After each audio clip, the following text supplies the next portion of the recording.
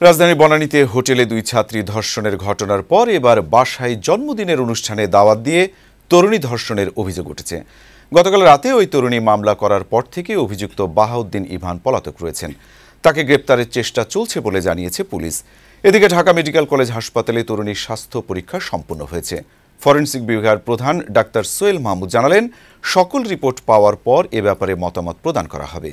শিকদার মেহেদির রিপোর্ট। জন্মদিনের পার্টিতে ডেকে নিয়ে বনানীর একটি হোটেলে দুই তরুণী ধর্ষণের ঘটনার রেশ কাটতে না কাটতেই এবার ন্যাম ফ্ল্যাটের বাসায় ডেকে নিয়ে ধর্ষণের অভিযোগ উঠেছে এক ব্যবসায়ীর ছেলের বিরুদ্ধে। মামলার এজাহার অনুযায়ী গত মঙ্গলবার রাতে বাহাউদ্দিন ইভান তার জন্মদিনের অনুষ্ঠানের দাওয়াত দিয়ে এক তরুণীকে বাসায় ডেকে আনে। তরুণীর অভিযোগ, সেখানে নেশা জাতীয় দ্রব্য খাইয়ে তাকে শারীরিক নির্যাতন করা হয়েছে।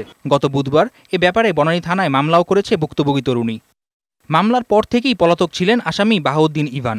তবে বৃহস্পতিবার বিকেলে নারায়ণগঞ্জ থেকে তাকে গ্রেফতার করে র্যাব।